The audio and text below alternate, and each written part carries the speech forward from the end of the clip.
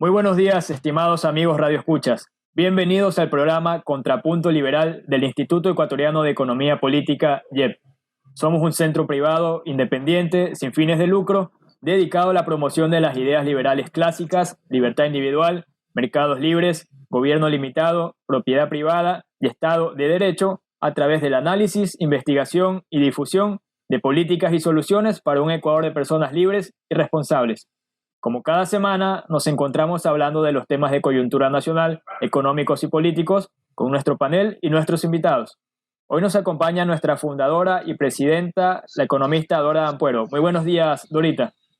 Muy buenos días, es un placer estar aquí conversando con ustedes, especialmente con estas jóvenes representantes de la mujer que se esfuerza, que trabaja y que reconoce su capacidad para luchar en la vida y que no se sienten inferiores a nadie. Gracias por estar aquí. Gracias, Dorita. También es un placer para nosotros. También nos acompaña hoy Claudia Furiati, directora de comunicaciones del Instituto. Muy buenos días, Claudia. Buenos días, Danilo. Buenos días, distinguida audiencia. Encantadísima de esta jornada donde tendremos tres modelos de mujeres iniciando marzo. Para nosotros es un placer poder ofrecer las visiones de estas profesionales, de estas luchadoras y sobre todo de personas que pueden darnos luces en cómo hacer responsablemente nuestra participación el próximo 11 de abril. Gracias. Gracias, Claudia. En el programa de hoy tendremos una mesa de análisis de cara al 11 de abril. Como invitadas tenemos a Ariana Tanca. Ariana es graduada en Ciencias Políticas en la Universidad Casa Grande y se ha dedicado a la investigación estratégica en este campo. Es asesora de la Fundación Ecuador Libre y colabora en otros centros de pensamiento liberal de la región, como el Instituto Cato y la Fundación para el Progreso. Es coautora junto a Aparicio Caicedo de la publicación Noche Larga, no liberal, realidad tras el mito populista. Muy buenos días, Ariana. Muy buenos días a todos los que nos están escuchando y pues es un honor regresar a mi querido hogar, el IEP, junto a mi querida Dorita, que siempre es un placer estar con ella. Gracias por acompañarnos. También se encuentra junto a nosotros Roselyn Kristen. Roselyn es abogada summa cum laude por la Universidad de Carabobo y doctora en Ciencias Políticas de la Universidad Central de Venezuela.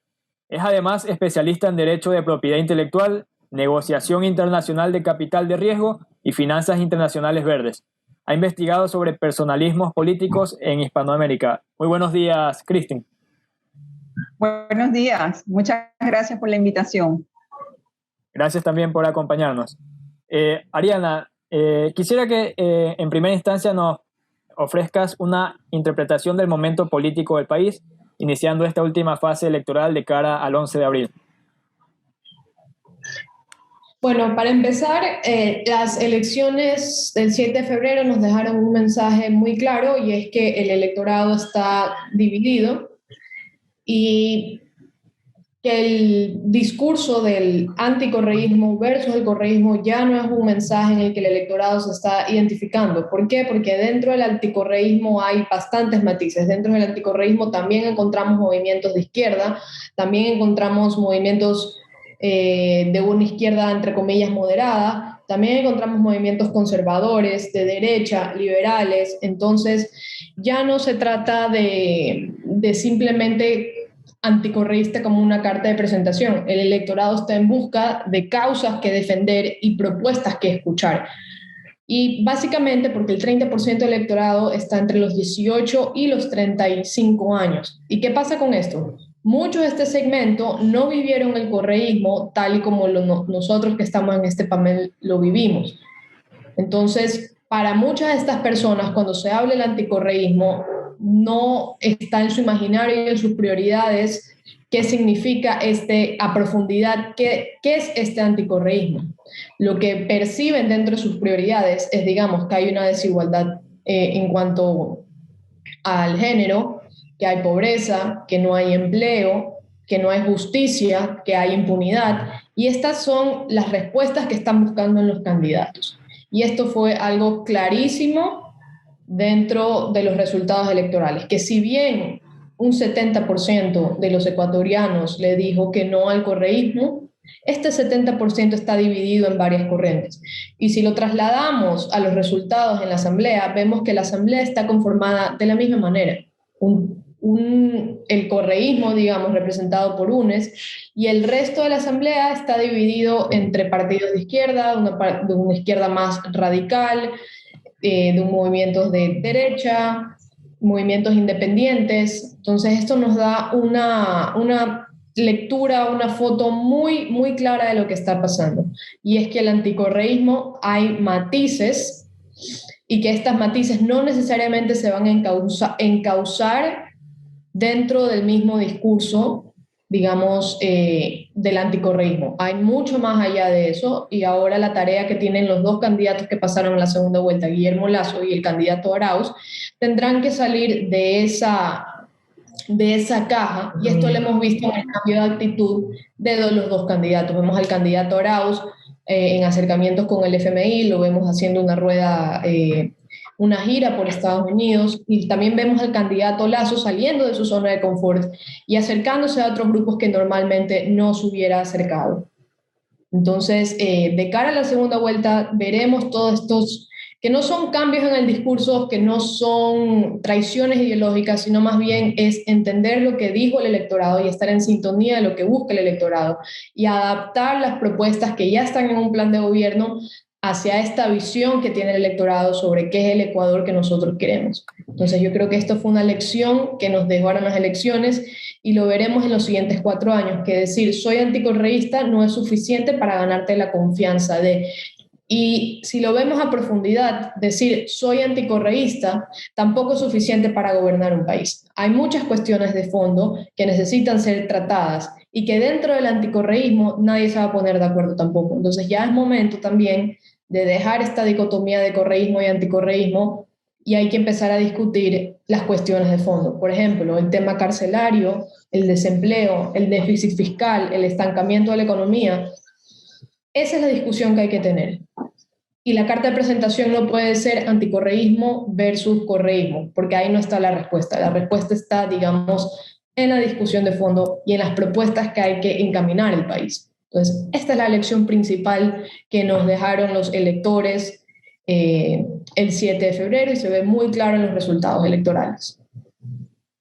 Muy bien. Ahora, Rosalind, ¿cómo se ve en este proceso electoral de Ecuador a nivel regional? ¿Qué representa esta elección para Latinoamérica?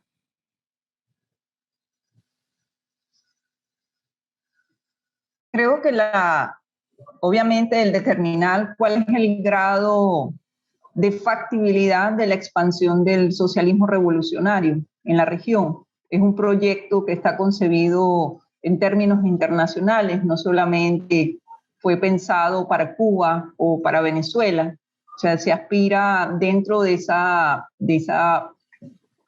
confluencia de intereses internacionales que no solamente son de países latinoamericanos. O sea, también observamos un Putin con aspiraciones de expansión regional, a China, que obviamente ya está presente a nivel latinoamericano a través de diversas formas de comercio, pero que a nivel político también tienen aspiraciones.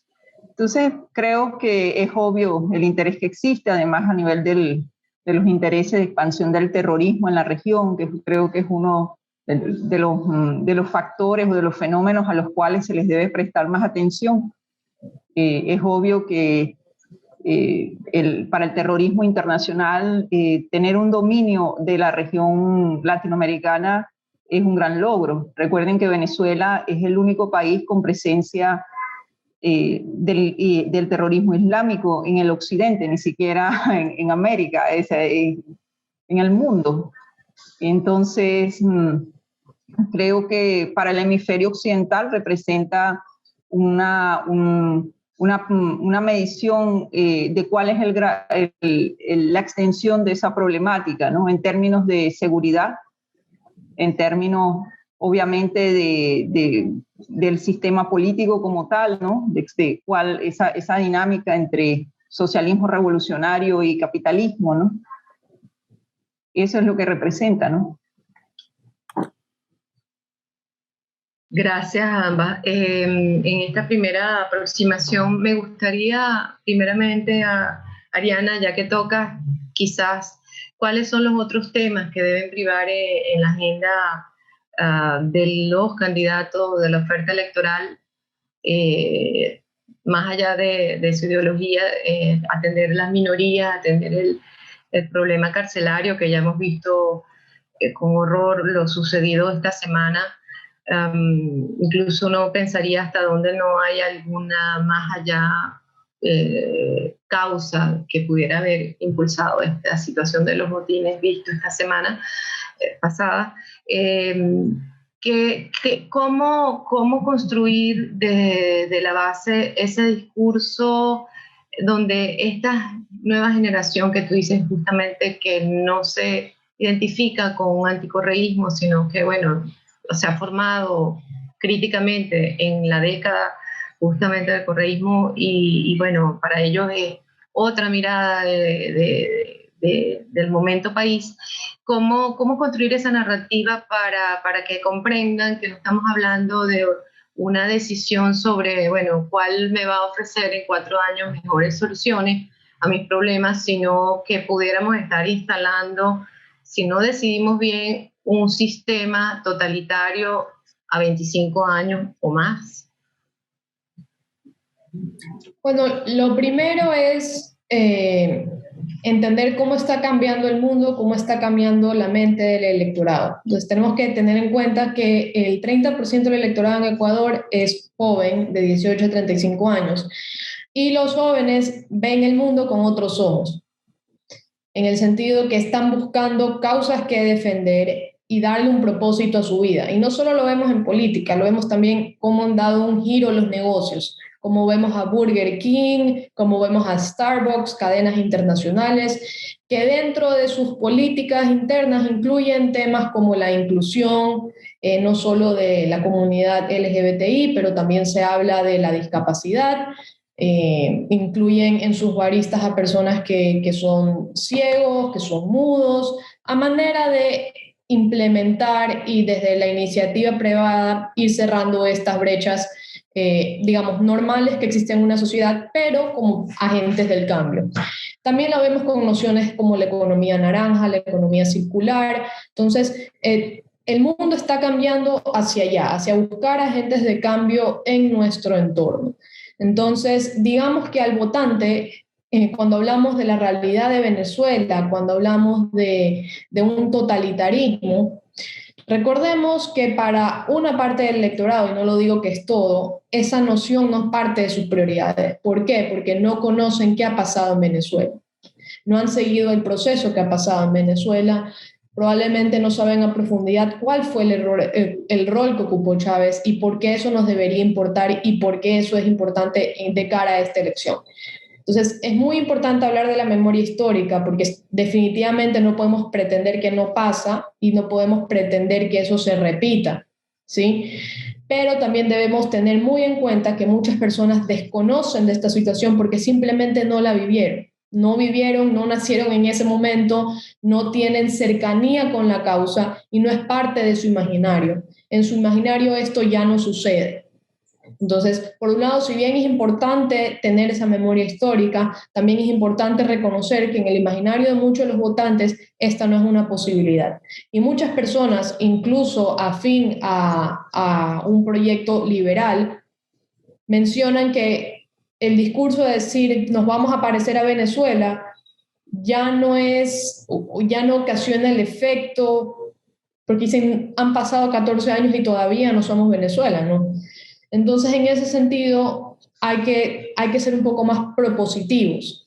Y antes que hablar desde el miedo y las amenazas que no dejan de ser reales, más bien enfocarlo de una manera propositiva.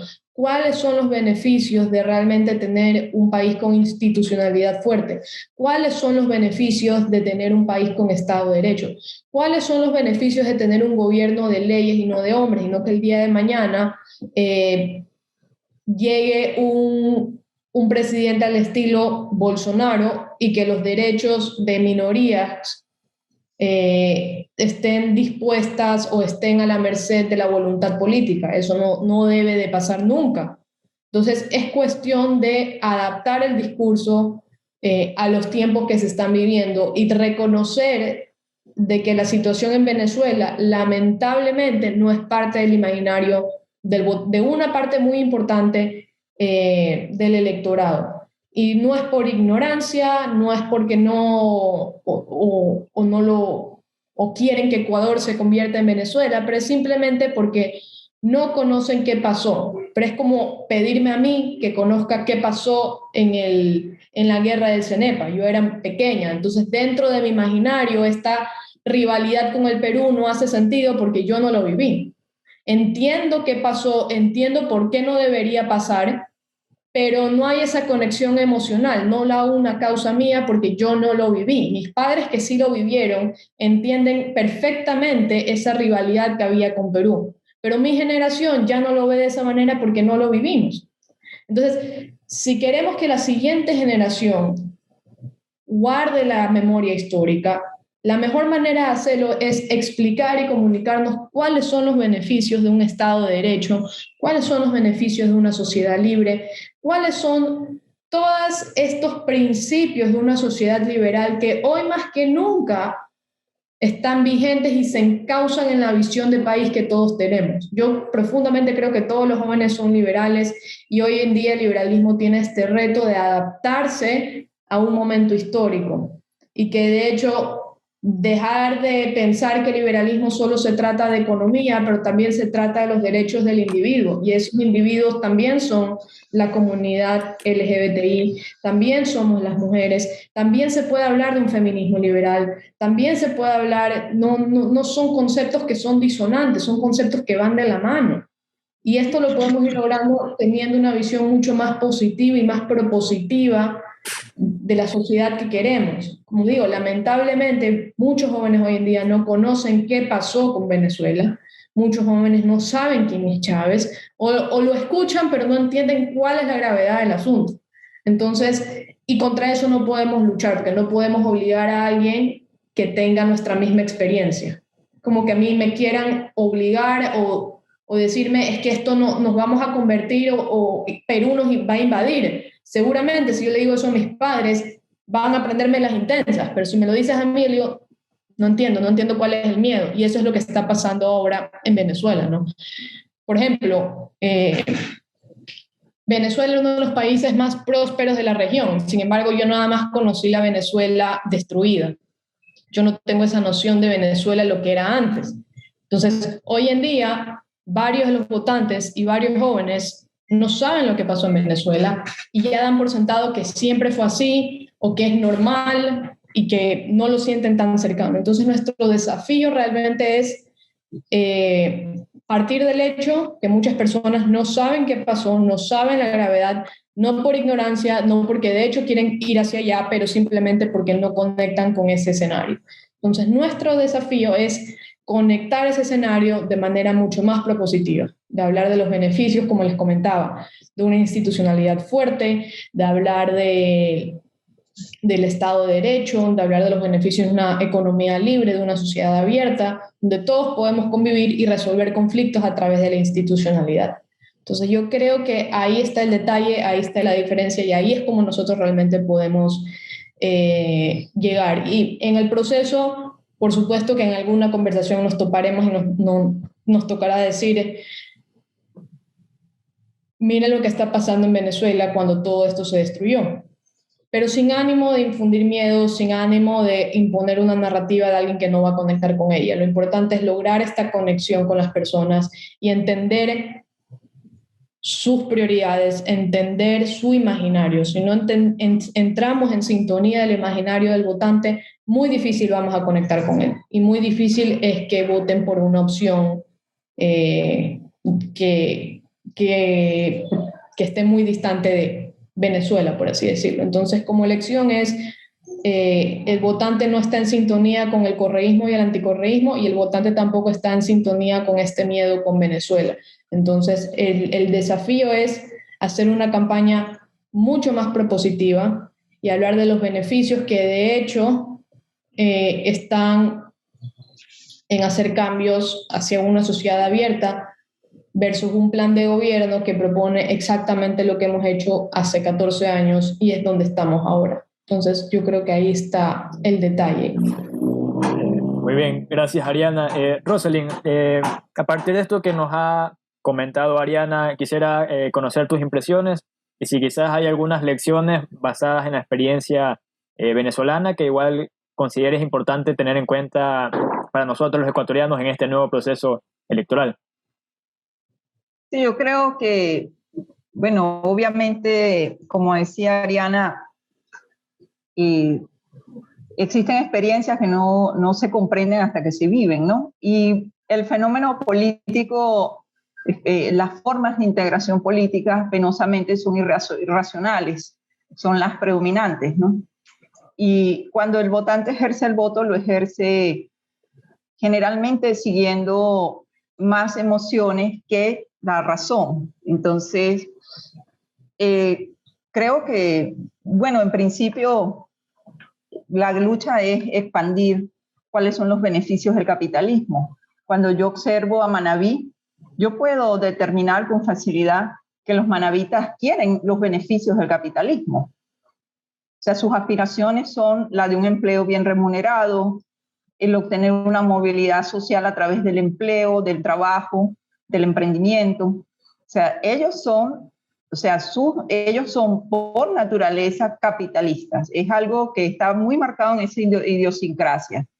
Pero justamente el tema del resentimiento social los lleva a formas de integración políticas irracionales que no son beneficiosos para ellos. No pueden comprender los beneficios del desarrollo industrial porque no lo han vivido. O sea, cuando yo, por ejemplo, crecí en una ciudad industrial que se llama Valencia, que fue una ciudad no petrolera, donde se fabricaban carros, y la presencia de las transnacionales generaba un fenómeno de movilidad social increíble, donde personas que provenían de pueblos con las características que tienen los pueblos de Manabí, lograban convertirse en clase media. O sea, era un país donde realmente pudimos disfrutar las bondades de la industrialización.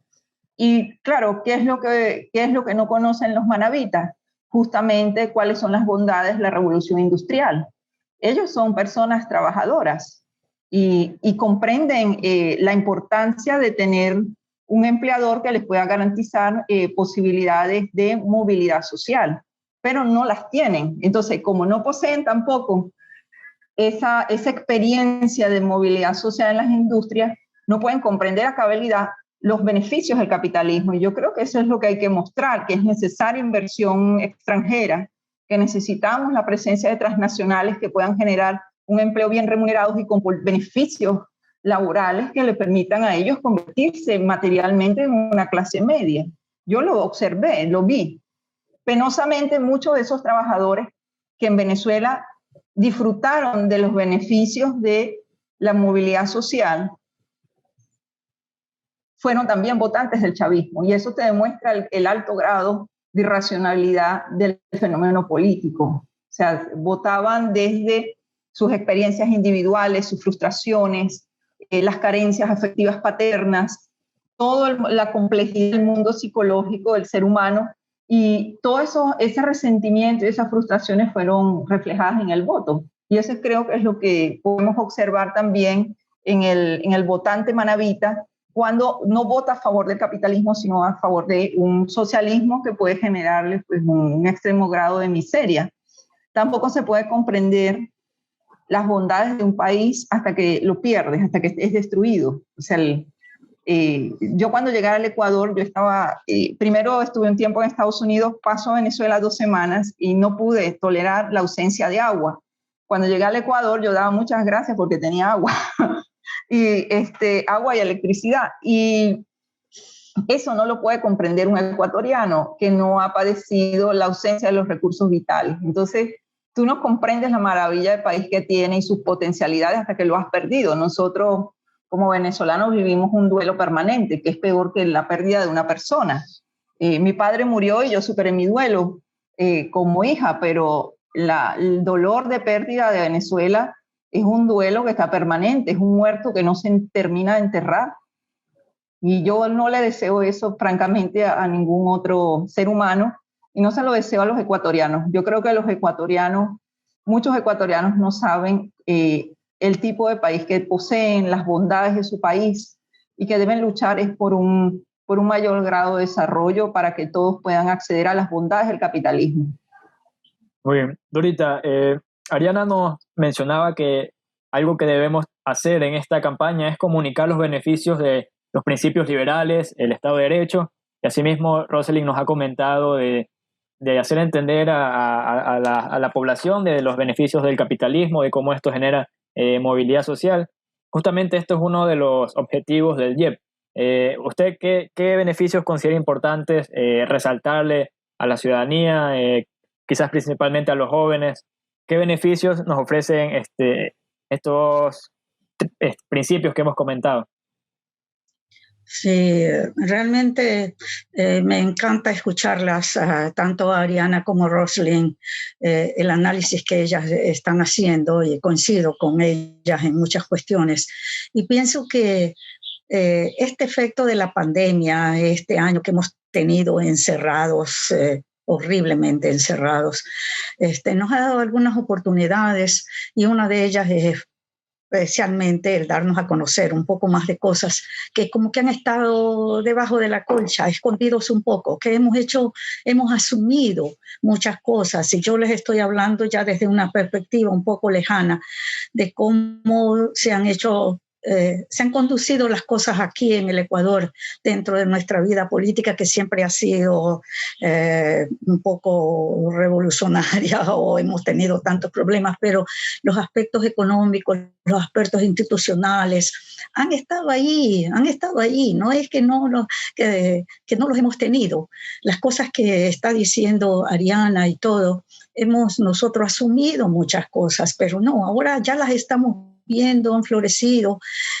Lo que dice Rosalind sobre lo que somos nosotros, lo que podemos ver, y a veces el Ecuador se lo pone como una sola, como que todos somos iguales, y eso lo que ella dice de Manabí, y yo haber crecido aquí en Guayaquil y el haber tenido experiencia en el exterior, me hace pensar que somos tan distintos, y eso es lo que abre la gran oportunidad de que florezca nuestro individualismo, de que florezcan nuestras propias capacidades. Y ahí es cuando entra realmente el proyecto liberal, el proyecto de abrirnos, de que seamos cada uno de nosotros los responsables de nuestro destino, y hacia ello va. Y esos son los principios clásicos que para florecer nosotros y nuestras capacidades necesitamos ese Estado de Derecho, necesitamos ese respeto, necesitamos reglas claras que no nos estén cambiando a cada rato, necesitamos que se nos enfatice lo que nosotros podemos hacer, y no que el gobierno nos va a dar, que hay alguien allí que nos puede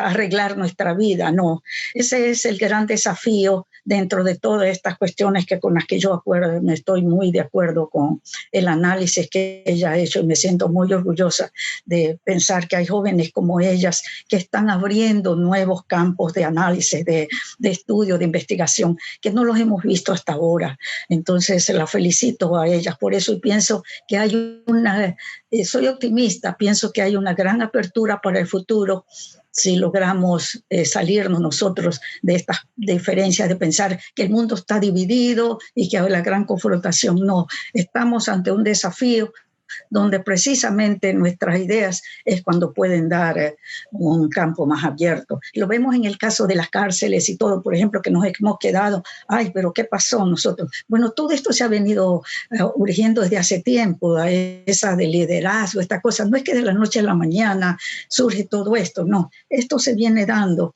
y esa es la parte que tenemos que interpretar nosotros, cuáles son estos procesos, y que no hay ninguna duda para nosotros, como lo dijo también Ariana, sino es la libertad, darle la libertad a los individuos, de eso se trata al final del día. Claudia, basado en lo que hemos conversado en el último segmento, no sé si tiene algún comentario o alguna pregunta.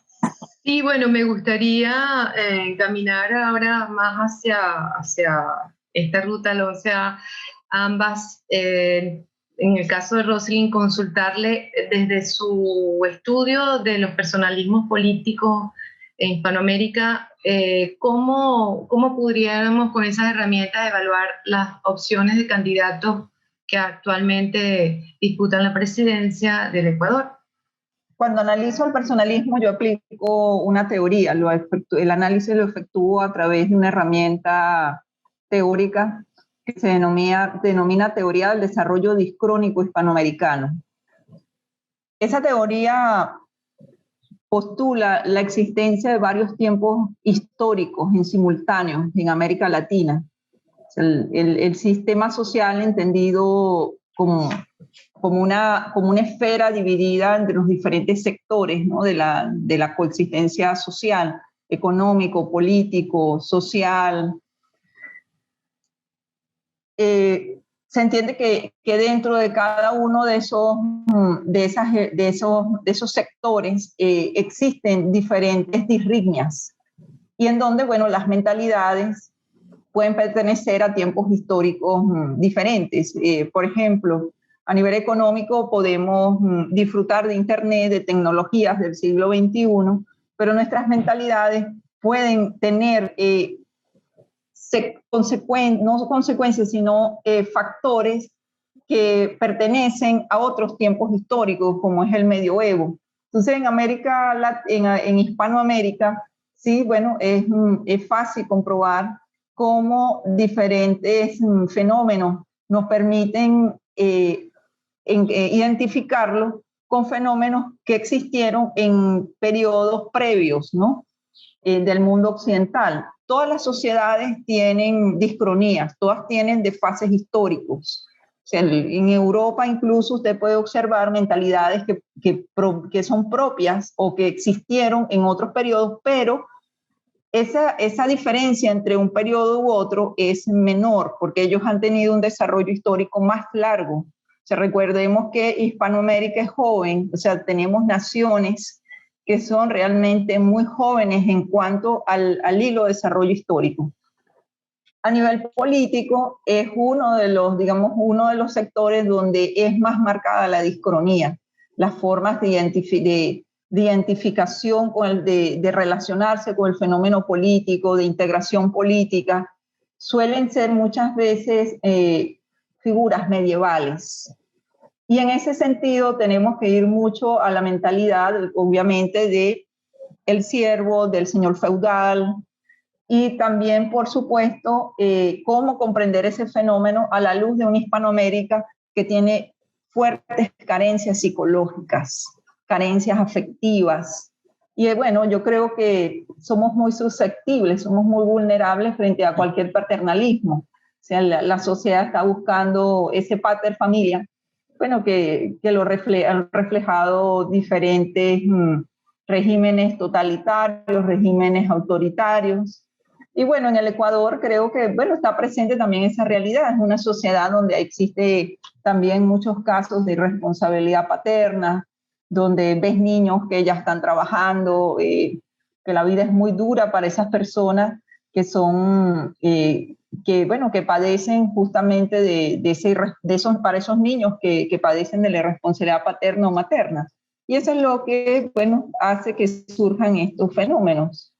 Creo que el correísmo es un caso muy interesante porque cuando revisas la penetración que ha tenido ese movimiento, ese fenómeno, en muchos de los votantes manabitas que hoy en día tienen 40 años, 35 años, cuando ellos dicen por qué votan es porque ellos se sintieron reconocidos, o sea, hubo una construcción tal vez de una calle en un pueblo que era como una especie de caserío, y es más el sentir que, bueno, yo espero de un padre que me dé, ¿no? El tema del populismo, ¿no? Pero realmente es algo que va mucho más allá, va a estar relacionado con esas carencias afectivas. Hay muchas carencias. Y bueno, creo que más bien es interesante la reacción contra el correísmo. O sea, eso sí me ha sorprendido. Pienso que es un país una sociedad que pudo haber obtenido el correísmo un mayor número de votos, tomando en cuenta que tenemos realidades, bueno, que compartimos Hispanoamérica en común, o sea, como es justamente de la infancia vulnerable, ¿no? pero bueno, no creo que más bien es un indicador positivo que la sociedad haya respondido contra el correísmo en un 70%. Uh-huh. Ariana, tú desde tu visión, bueno, el caso local, ¿qué nos puedes aportar? Bueno, creo que la aparición del correísmo no es una casualidad y no es algo que debería sorprendernos. ¿Qué pasó antes de un régimen, del régimen de Rafael Correa? Ecuador era un país que vivía en la pobreza, muchos sectores estaban desatendidos. Previo a la dolarización, y Dorita es la que más conoce del tema, pero la incertidumbre que tenía el país con respecto a su futuro, yo diría que es casi como la que estamos sintiendo ahora, teniendo de todos modos la seguridad en de nuestro dinero. Pero Ecuador tenía pobreza, la economía estaba estancada, no solo digamos, por razones económicas, ¿no? Las fuerzas de la naturaleza, el niño, y las siguientes políticas que se vivieron entre los 80 y los 90, que se habla mucho del neoliberalismo, pero realmente si nos ponemos a ver los datos duros, y es que nunca se cumplieron el acuerdo, el consenso de Washington, que es lo que siempre se habla de esta época, digamos que es lo que marca el supuesto liberalismo en la región, y es algo que nunca se dio. De hecho, vemos cómo aumentó el gasto público en el gobierno de León Febres Cordero, por casos muy puntuales, no sé, teníamos una crisis del oleoducto, un montón de temas, digamos, de variables que surgieron, ¿no? Digamos, en varios países de la región, en lugar de bajar los aranceles para la importación y promover un comercio más libre, de hecho, varios países aumentaron estos aranceles. Entonces, hay varios ejemplos que nosotros podemos ir viendo que, de hecho, esos puntos nunca se cumplieron. Y en el caso estricto de Ecuador, hubo una emisión por parte del Banco Central año a año, que de hecho eso nos llevó a tener esta hiperinflación y que finalmente el Ecuador optó por una dolarización. Y esto tampoco fue un proceso de la noche a la mañana.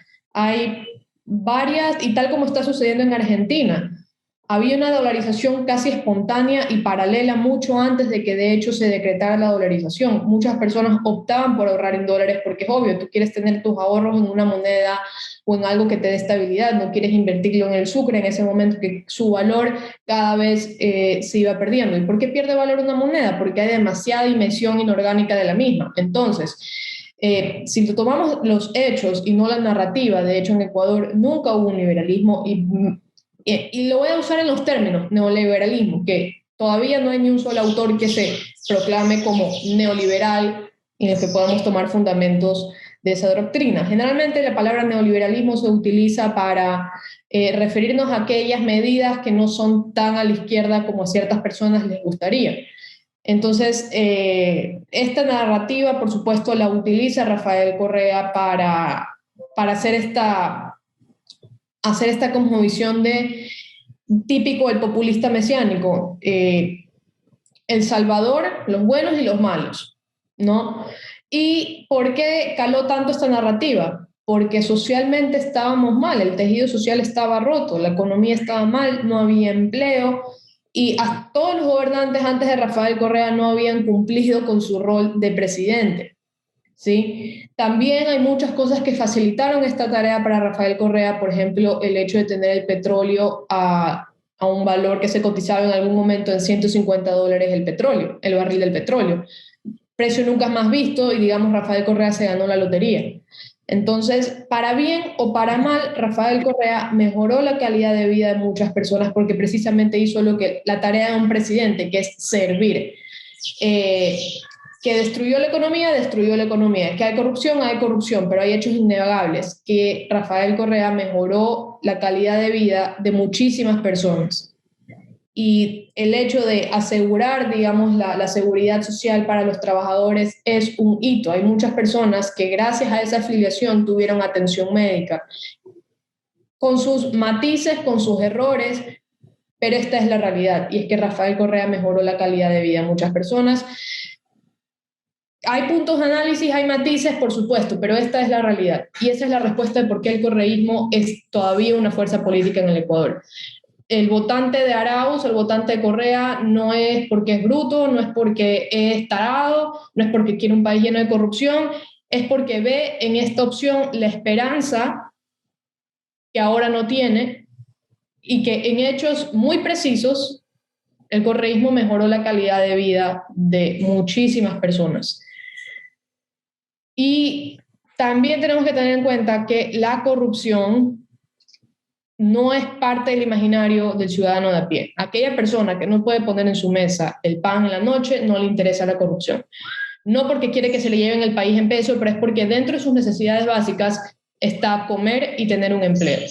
Entonces, es muy importante tener esto en cuenta, que esto no se va a borrar en 4 meses de campaña, no se va a borrar tan fácilmente. Es como, les digo, ir a la institución, por ejemplo, vamos al Consejo de Participación Ciudadana y Control Social, un ente creado en la Constitución de Montecristi. Y si nos ponemos a hablar con el conserje, él tiene un trabajo técnicamente gracias a Rafael Correa, ¿verdad? Porque él tiene su trabajo ahí, lleva trabajando 10 años como conserje, y que alguien venga y le diga, voy a eliminar esa institución, te quedas sin trabajo, pues no vas a votar por los candidatos que te están diciendo que vas a eliminar donde tú estás trabajando.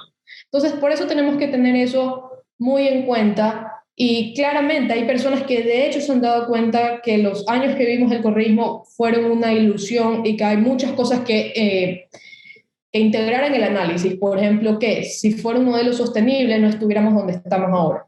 Y no hay que verlo, digamos, ¿por qué algo tan bueno como una escuela de milenio? Porque hoy en día ni siquiera hay presupuesto para mantenerlas y dar esa educación digna que las personas merecen. Por supuesto que hay muchos puntos de análisis, pero los hechos son esos. Rafael Correa mejoró la calidad de vida de muchas personas con condiciones que lo ayudaron a hacerlo, cometiendo errores, sí, pero en el imaginario del votante esta es la realidad. Y esta es la narrativa que va a prevalecer. Y ese es el desafío que nosotros tenemos de hacer algo mucho más propositivo y de saber de que hay muchas más maneras de consolidar una sociedad próspera como alternativa a la propuesta que nos ha reinado nosotros durante 14 años. Pero no lo podemos hacer si no tenemos esto en cuenta. El correísmo es una fuerza política en el país y lo más probable es que lo siga haciendo en tanto y en cuanto nosotros podamos encaminar la conversación hacia los beneficios de una alternativa. Pero no podemos intentar estar en sintonía con el votante si de entrada le decimos voy a eliminar todo aquello que te generó prosperidad. Entonces, eso hay que tenerlo muy en cuenta, y por supuesto que hay muchos más datos que digamos, desmienten la narrativa que hay sobre el correísmo, pero también tengamos en cuenta que el relato es mucho más fuerte que los hechos. Entonces, eso hay que tenerlo en cuenta y entender esta dinámica del correísmo en el país. Y por eso se vuelve aún más importante desechar esa dicotomía del correísmo y el anticorreísmo, porque si queremos sacar, es que ya es momento realmente de dejar de que Correa sea el alfa y el omega de la política ecuatoriana. Yo creo que es un capítulo en la historia que se debe cerrar, y la primera parte es dejar de compararnos con lo que hizo o no Correa, sino, digamos, borrón y cuenta nueva, vamos para adelante. Esta es la situación que tiene el país. ¿Y cuál es la situación que tiene el país? 7 de cada 10 ecuatorianos no tienen empleo, están desempleados, están en la informalidad o en el subempleo. El 70% del PIB es deuda y casi el 10%, y el déficit fiscal es casi el 10%. Es decir, Ecuador gasta 10 veces más de lo que ingresa. Tenemos crisis en las cárceles, lo hemos vivido en estos días. Hay un montón de problemas por resolver, y el discurso ya no puede ser Rafael Correa. Ya no puede ser meter a Rafael Correa en cada parte de la conversación de la política ecuatoriana. Él ni siquiera está aquí. Ya, si realmente queremos, entre comillas, descorreizar al país, el primer paso es quitarlo de la mente y del corazón, dejarlo a un lado y empezar a proponer en virtud de las agendas que tiene pendiente el país. La violencia de género. 7 de cada 10 mujeres han sufrido algún tipo de violencia en su vida, violencia física, violencia sexual, violencia psicológica, violencia patrimonial. Son temas que debemos estar hablando porque son problemáticas que a los votantes nos gusta escuchar, y sobre todo cuando vemos casos como el femicidio de Lisbeth Vaquerizo, absolutamente tétrico. El caso en Puerto Quito, de un incesto, de violación a niñas, y ese es el país que tenemos ahora, y no se va a resolver invocando a Rafael Correa para bien o para mal.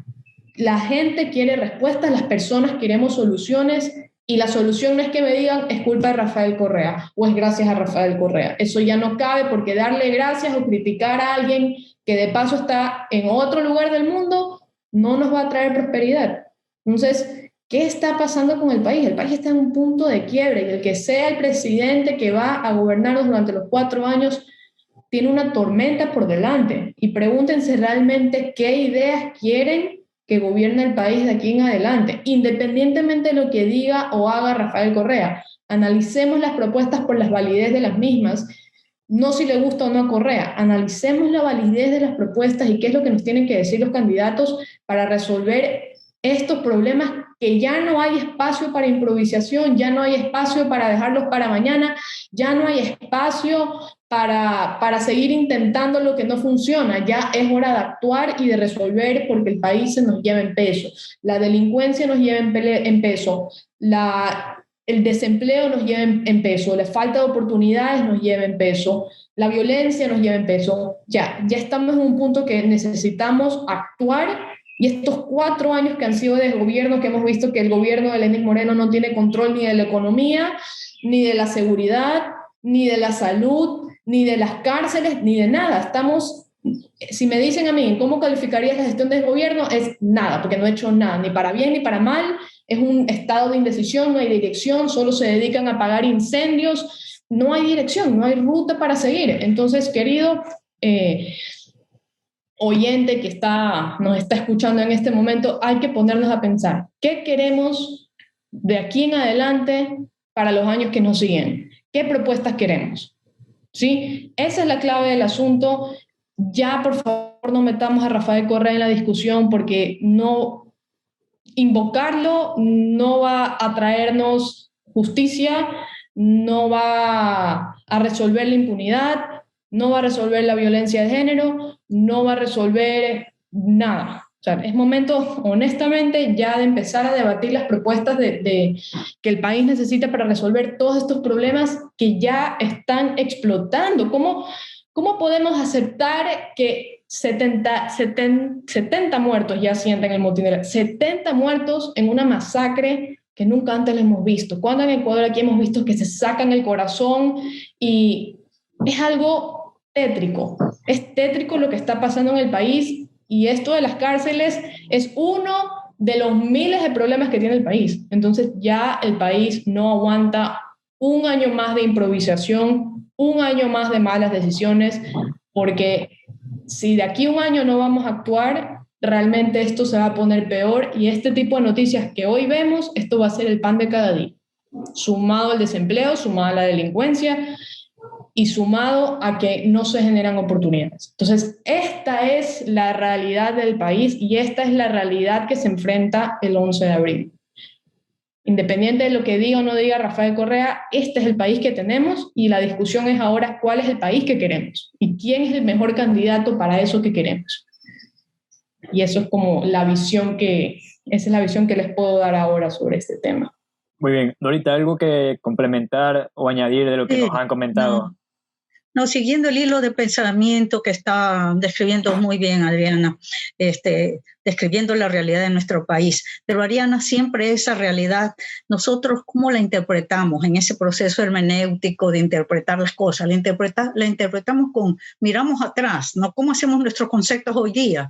Es a través de mirar atrás. Por eso, en eso me interesó mucho lo que decía Roslyn, que ir parece que la Edad Media estuviera tan lejano de nosotros, ¿no? Pero esa es parte de nuestra historia. ¿Por qué hemos llegado a esta descripción que tú estás haciendo, Ariana? suena tan porque han pasado, pero las hemos interpretado en otra forma. Esos son los conceptos que se han ido dando. Entonces, mucho es cómo nosotros, qué conceptos tenemos, qué teorías tenemos para interpretar nuestra realidad. Pero tú lo estás describiendo muy bien, Ariana, y también escucharla a Roslyn iba a decir un placer, pero no es un placer realmente muchas de las cosas que hemos pasado, pero que es un proceso que ustedes dos tienen por delante, pero están preparadas para analizarlo, y me siento realmente muy contenta de saber el trabajo que las dos están haciendo y que tenemos que seguir adelante para interpretar esa realidad de acuerdo pues a los principios liberales y no pensar que esas cosas se hicieron y que vamos a tener que continuar, saber cuáles las consecuencias porque cada acción tiene consecuencias, como dijo Adam Smith, como dijo Mises. Entonces tenemos que trabajar en ese sentido todos. Bueno, estamos llegando a la parte final del programa. Ariana, Roselyn, quisiera que finalmente nos den una última reflexión de 1 minuto cada una. Ariana, empecemos contigo, la última reflexión. Queridos oyentes y queridos votantes que están aquí conectados con nosotros, quiero que sepan que todo lo que está pasando en el país tiene una solución, y es que nosotros nos involucremos. Es necesario tener este tipo de espacios de diálogo, pero también pasar de la indignación a la acción. Los ciudadanos somos parte activa de la política, y quiero que sepan que los políticos no son los únicos dueños de la política. Los ciudadanos también somos dueños de esta política y tenemos que involucrarnos si queremos cambiar este país. Y esta es la mejor oportunidad de hacerlo. Vayamos a votar y seamos ciudadanos fiscalizadores, porque la democracia no es solo el día de las elecciones, es todo lo que pasa en una elección y otra, y todos los días de nuestra vida tenemos que estar fiscalizando qué es lo que están haciendo los políticos. Entonces, tengan muy en cuenta que la política no es de los políticos, es de los ciudadanos, y ya es momento de involucrarse. Gracias, Ariana. Roselyn, una última reflexión. Bueno, que en general, más allá de obviamente incentivarlos a ejercer el derecho al voto, también incentivarlos a ser lo más responsable posible con sus proyectos de vida individuales. Los países, las sociedades son el producto de las acciones de cada uno. En la medida que el ciudadano es proactivo, es un ciudadano que además se preocupa por su productividad, puede ir disfrutando además de todas las oportunidades de progreso que tiene en su entorno. Yo creo francamente en ese poder del individuo de crear su propio destino y además de generar condiciones de riqueza. Creo que si bien la política es un fenómeno que está guiado comúnmente por las emociones, la economía no lo es. Entonces, creo que el ejercicio del voto debe ir mucho más allá de las emociones. O sea, se debe pensar además qué es lo mejor para la economía del Ecuador. El Ecuador está atravesando una crisis tremenda. El crecimiento económico del país ha sido de 0 en los 2 últimos años y no puede esperarse más para tomarse las medidas para sanear la economía.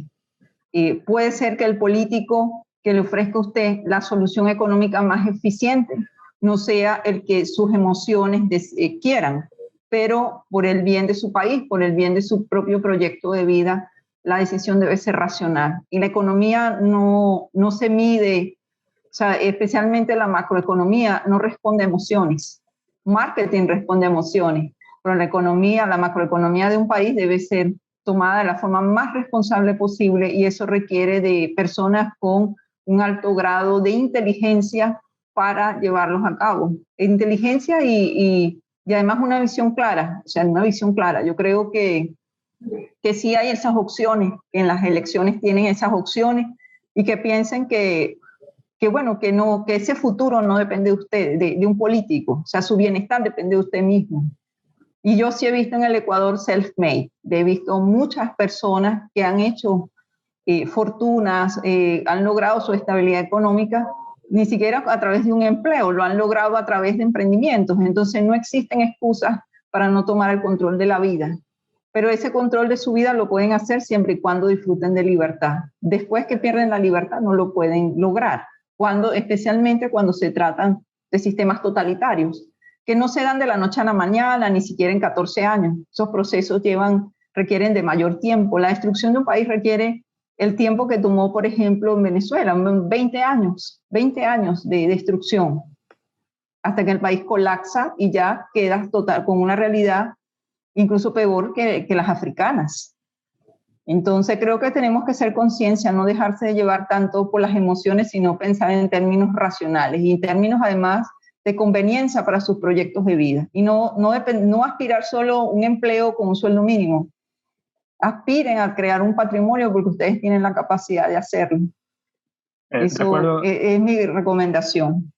Totalmente de acuerdo. Muchas gracias, Rosalind. Y bueno, en nombre del Instituto Ecuatoriano de Economía Política les quiero agradecer a Ariana y a Rosalind por haber estado junto a nosotros en este programa. También gracias a Dorita, a Claudia y gracias a Radio Morena por el espacio y a todas las personas que nos han acompañado. Nos vemos el próximo martes en su programa Contrapunto Liberal del Instituto Ecuatoriano de Economía Política.